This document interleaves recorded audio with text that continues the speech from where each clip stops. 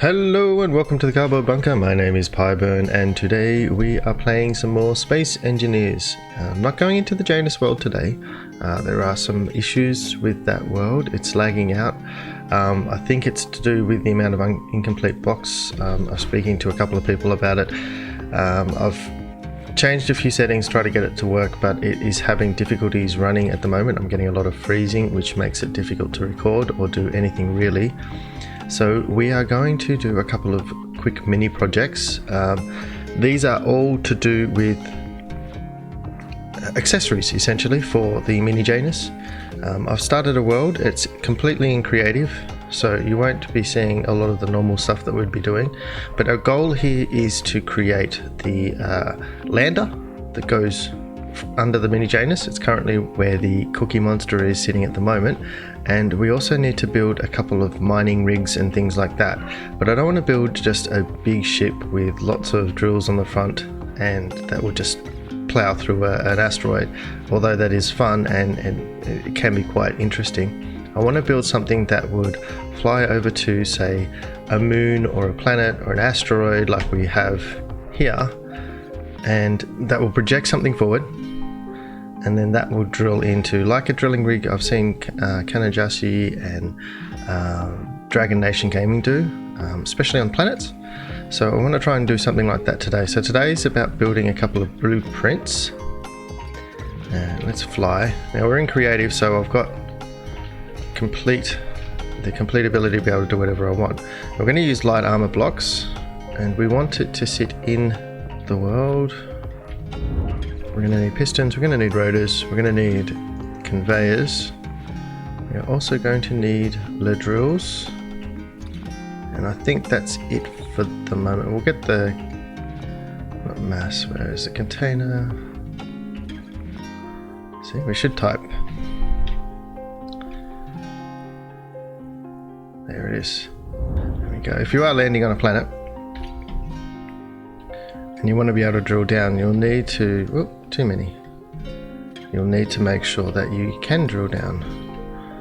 So I've seen a lot of other people do things similar to this, so we'll go back to this, put an elbow, then another elbow, we'll go up, up, and then another elbow there, other way around. There we go. There's my phone that talks to me.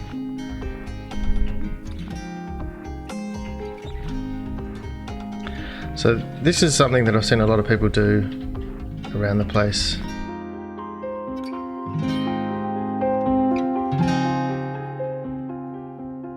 The piston there, yes.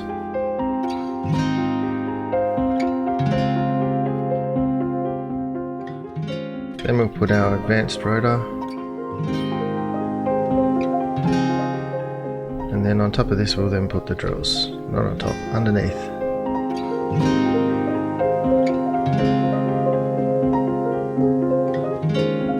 Let's get some power onto this bad boy. And then a control seat that we can sit in.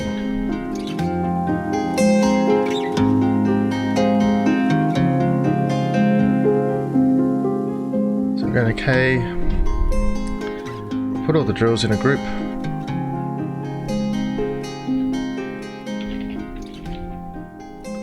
I'll save that.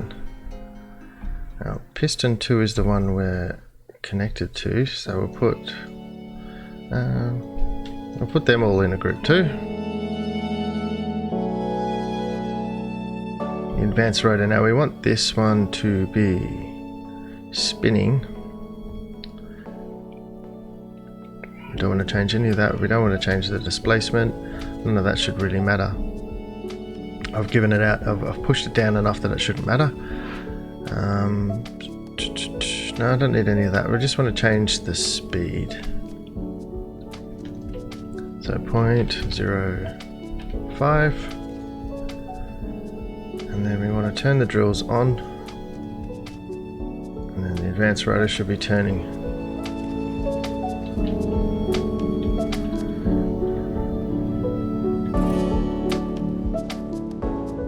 It's going very slowly.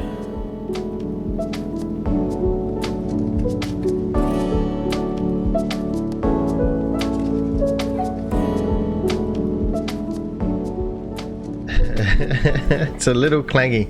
So that's the basic concept of a plot drill. So what I mean by a plop drill is you would come over, you would go to a planet, an asteroid, plop this contraption down, and then use it to bore through the asteroid. So it's fairly compact here, and you could add a few more pistons and all the rest of it. I don't like to add any more than 3 whenever I do this sort of thing, but you know, you never know. So then we could go into here, hit our G menu, go to groups, turn the drills on off. We want to make that reverse, then extend, then extract, extract. We are extracting. We're extracting the stone from the ground there. We want to have a decrease the velocity, and we want to have an increase the velocity. And then we want to go back up here and do the same thing for the rotor. So we reverse. We want to, where is it? Increase the velocity and then decrease the velocity. Okay, so from a third person view, that's a lot quieter when we're out here. We can, so it's not 0 RPM, so we can change that to go a little faster. Wow, too fast. I honestly thought that changing the velocity would, wouldn't be as fast as that. So let's just get rid of that. Remove from toolbar. Remove from toolbar. And we'll make this a brake. Let's just turn rotor lock off, and that'll be fine. So as it spins around, we can then let's go back in the K menu, go back to pistons, and we want to make, actually that should be fine, 0.5 meter per second. No, we want it slower than that. So we'll add a 0 in front of the 5 there. So it's 5 centimeters per second, and we should be able to hit reverse, and that should slowly extend them all and bring them all back up again. Let's just see what the rotor is doing. It's going very slowly, and you could leave this go for a long time.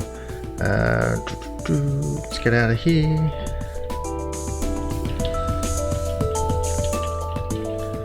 And we could put, say, a small cargo container there, and then we'd need a connector, wouldn't we? That would be the best way to do it.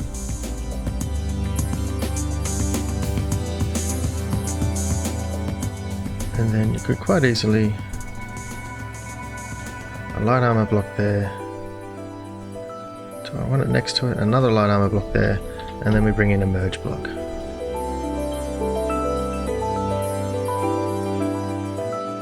So you'd come in with a bar system on a ship.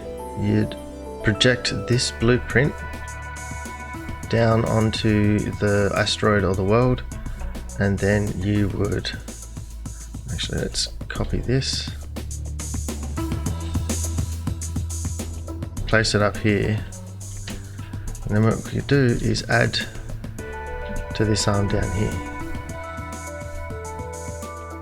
another 5 blocks.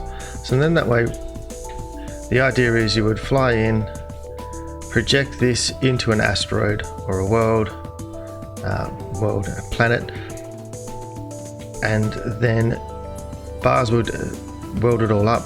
Then you'd unmerge it from here and let it run for a little while, and attach it on. So this here wouldn't store very much, so you would generally have your vehicle there. The other option you could have is another vehicle that would come in just for storage, come in, then attach to this on top, fill up. Once it's all full, stop everything. And you could do that with scripts, or you could do that manually. Generally I would do that manually. So I'm going to take a blueprint of this right now. Actually, let's stop everything first. Let's stop. We're moving because it's not attached to the asteroid. We're actually moving at the same speed as all of this, so it's slowly floating away. So let's rename this. I'm going to call this the plop drill.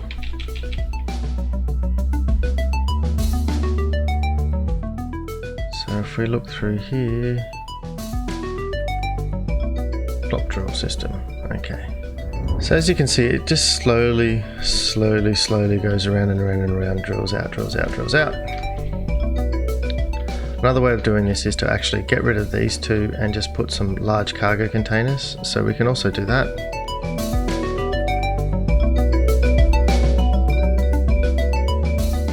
And then we could put in a large cargo container on top.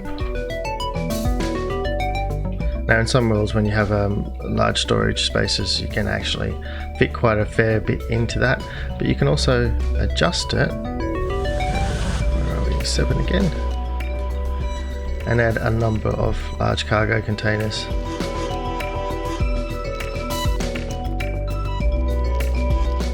That looks about right.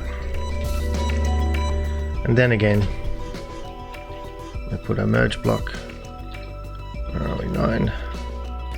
Right there. Go back in and get the connector. And put a connector there. So now this one here you could drop and forget and just come up and pick up the stuff. Another way of doing this would also be to add, say, basic refineries. Would that be the one? Yes.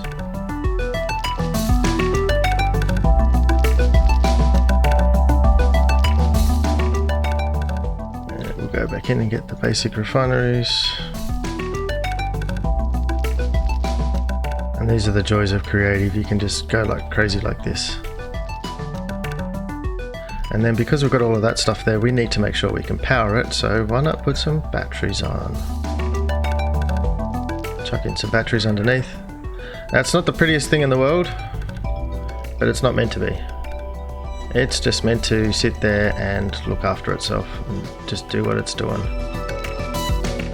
And let's chuck on some solar panels just to make sure that it can continue to recharge itself.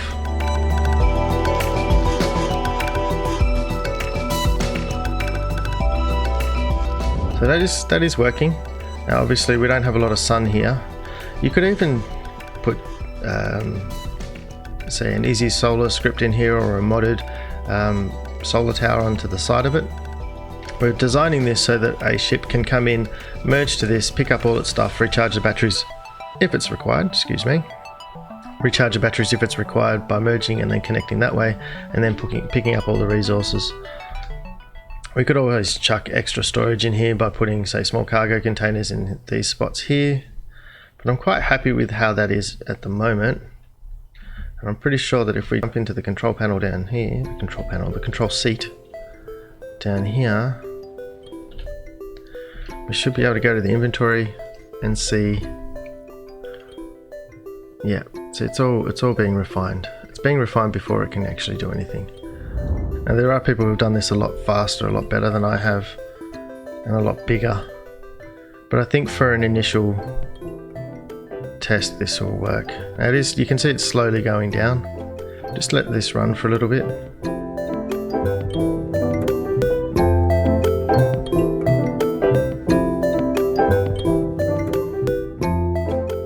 Well, it looks like my test didn't quite work as well as I thought it would. We hit a hitch. It's unable to turn anymore due to drilling down so far. I think I'm going to have to come back with this one, possibly putting in a timer block or two, The idea being with the timer block it would allow this to do a full rotation, then it would extend the pistons for approximately 10 seconds, I think is the baseline for a timer. And then, see, you can see it's pushing against here. So the Mark II kind of works not very good on uneven terrain by the looks of it. It may be that we need to do things in a differing order or reduce the speed. Oh, clanging out something hard. So let's jump back in, turn off everything. So the concept's okay, but like I picked this asteroid because it is so uneven, and I picked the direction because it's uneven. I wanted to see how I could do this. It looks like I'm going to have to come back to the drawing board, do some more testing with some timer blocks and all the rest of it. I might do that off screen and then come back and show you the finished product in the next episode. But this episode's done for today. I would like to thank you all for watching. Please follow me in the socials. I'm probably live on Twitch now, although I'm not going on as often as I would like. I've had some issues here with the internet, especially now with the whole quarantining. The entire area has very slow internet and it is quite difficult to do things. Also, working from home has proven to be mentally challenging, but you know, we'll all get through this. I hope everyone is safe. I hope everyone is well. And most importantly, everybody, remember to have fun. Bye.